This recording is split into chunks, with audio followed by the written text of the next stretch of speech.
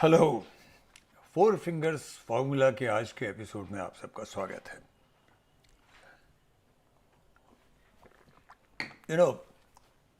पिछले एपिसोड में जिसमें हमने तनिष्क एडवर्टीजमेंट को लेकर के जो कंट्रोवर्सी हुई थी उसका जिक्र किया था, उसके बाद बहुत विवादास्पद चीज़ें सामने आई। तो आज दृश्य बदलते हैं और ज़रा दूर चलते हैं, अहमदाबाद से दूर बिहार चलते हैं, जहां गतिविधि जोरों में है। बिहार की गतिविधि देखकर लगता है वक्त करवट ले रहा है, दृश्य बदल रहा है, अच्छे के लिए बदल रहा है।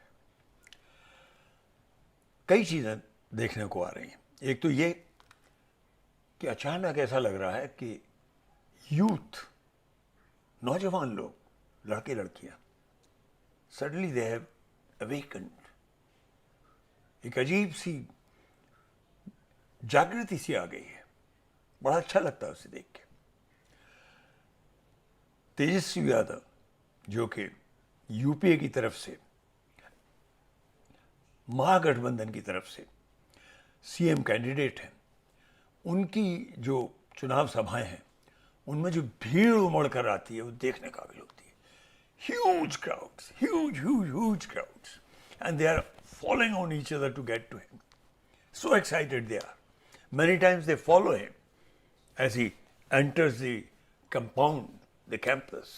They follow him all the way, and he lets them follow. They are almost surrounding him as he goes to the podium. और इस सब से चीफ मिनिस्टर साहब जो हैं, उनके कैंप में थोड़ी घबराहट का सा अंदेशा हो रहा है। You see, people are very angry. NDA seems to be rattled. एक नया शोषा जो किया है निर्मला सीतारामन जी ने कल, कि बिहार में हर व्यक्ति को मुफ्त में कोरोना वैक्सीन दी जाएगी। ये इस बात का संदेश, इस बात को जाहिर करता है कि कितने रैटल्ड हैं वो। क्योंकि जो बातें कर रहा है तेजस्वी और दूसरे यूथ लीडर ऑल्सो, बहुत दम है उनमें, बहुत गर्मी है, उत्साह है। सब एक ही बात जोरों से हो रही है, एम्प्लॉयमेंट। यस, उसने एक बहुत बड़ी फिगर बोल दी है, 10 लाख लोगों को रोजगार देने के पहले ही दिन, पहले से दस्तखत के साथ। पर उसके आंकड़े भी दिए हैं उसने, और उसके जवाब में एनडीए ने 19 लाख जॉब्स की बात कह दी है। ये जाहिर करता है कि बहुत शिप जो है वो डगमगाता सा लग रहा है, जहाज थोड़ा हिचकोले खा रहा है। दूसरा बहुत बड़ा इशू है माइग्रेंट्स। जिस तरह से अचानक लॉकडाउन किया हमारे सबसे बड़े आका ने 2 घंटे के नोटिस पर, और फिर लोगों को छोड़ दिया, कोई उनका पूछने वाला नहीं। घंटों, 2-2, 3-3 दिन, 150-150, 200-200, 500-500 मील लोग चले, वो अपने आप साइकिलों पे अपने बीमारों को बिठालकर या फिर अपने पीठ पर बिठालकर पैदल चलते गए। और फिर जब वो पहुंचे उन सेंटर्स पे जहाँ उन्हें रख दिया गया बिहार में, जो उनके साथ हुआ, लगता है लोग भूले नहीं हैं। हमारे नेताओं में ये पता नहीं कहाँ से आ गया है कि वो कुछ भी कर सकते हैं, लोगों को बड़ी आसानी से फिर से गुमराह कर देंगे बातें कह के, कोरोना वैक्सीन की बात कहकर। कोई इशू काम करता नहीं लग रहा है। माइग्रेंट इशू, बहुत बड़ी कीमत अदा करनी पड़ सकती है इसकी, सेंट्रल गवर्नमेंट को भी और स्टेट गवर्नमेंट को भी। नीतीश कुमार पहली बार घबराए से लग रहे हैं। कुछ बहुत खूबसूरत, बहुत अच्छे रिडीमिंग फैक्टर्स भी देखने को आ रहे हैं। सबसे बड़ी चीज़ जो है, ये जो डिविसिव बंटवारे के से इश्यूज हैं, हिंदू मुस्लिम, आर्टिकल 370, पाकिस्तान, लगता है they are not able to cut any ice this time, at least so far as we have seen. प्रधानमंत्री जी के जो आज सभाएं हुई, उन्होंने छूटते ही 370 के बाद दोहरानी शुरू कर दी कि हम किसी हालत में नहीं उसे वापस लेंगे।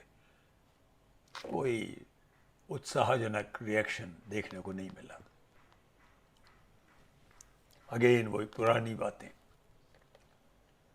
फिर सुशांत सिंह राजपूत का मामला जो इतना उठाया गया, कितने लोगों को कितनी तकलीफ सहनी पड़ी उसकी वजह से। तेरा बदला लेकर रहेंगे सुशांत, लगता है बिल्कुल हवा निकल गई उसकी, तो बिल्कुल ठंडा पड़ गया लगता है। और जो सबसे रिडीमिंग फैक्टर मुझे लगता है इस चुनाव में, बिहार में, कि बिहार में पहली बार उन्हें यह एहसास हुआ है कि हमारे साथ गैर इंसाफ़ी हुई है। इतने पढ़े लिखे लोग, सांस्कृतिक लोग, क्या कुछ नहीं दिया उन्होंने देशों को, उनको बिल्कुल सेकंड ग्रेड सिटीजन्स की तरह अपने हाल पे छोड़ दिया गया। और सबसे बड़ी चीज़ जो हुई है वो है जो नई कैंडिडेट सामने आए हैं एनडीए की तुलना में। महागठबंधन ने जो कैंडिडेट्स लिए हैं, ज़्यादातर कैंडिडेट्स बहुत यंग हैं, नौजवान हैं, यूथ है। कांग्रेस ने तो बहुत सारे यूथ लीडर्स को सामने पेश किया है। तेजस्वी यादव खुद, वो ऑफ कोर्स वो तो सीएम कैंडिडेट है, यंग है। लालू प्रसाद का बड़ा बेटा, फिर उनका दूसरा बेटा तेजस्वी यादव। चिराग पासवान, अभी अभी उसके पिताजी गुजरे हैं, उनका वो खुद बहुत यंग लड़का है, प्रतिभा से भरा हुआ है। फिर शत्रुघ्न सिन्हा का बेटा लव सिन्हा, यूथ लीडर। फिर बिहारगंज से शरद यादव साहब की बेटी Subhashini Yadav, very young girl. उस्मानी,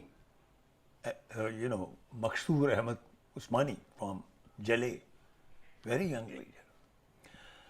लगता है राहुल गांधी की जो यूथ ब्रिगेड है उसको खेलने का मौका मिला है इस बार, and their entire brigade seems to be firing on all pistons. और भी बहुत सारे यूथ लीडर हैं, खासतौर पर कांग्रेस की तरफ से। और सीजन्ड पॉलिटिशियंस जो हैं, ये बड़ा नाप तोल के हो रहा है, वो पीछे से सब को समझा रहे हैं और आगे बढ़ा रहे हैं।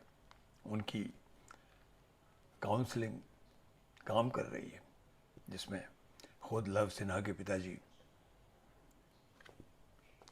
शत्रुघ्न सिन्हा है, यशवंत सिन्हा जी हैं। लगता है बिहार एक नया अध्याय रचने की सोच रहा है। वेलकम बिहार। 4 फिंगर्स फार्मूला देखते रहिए और ये ध्यान रखिए कि ऐसे में अफवाहों का भी जोर है। तो always remember, there is 4 fingers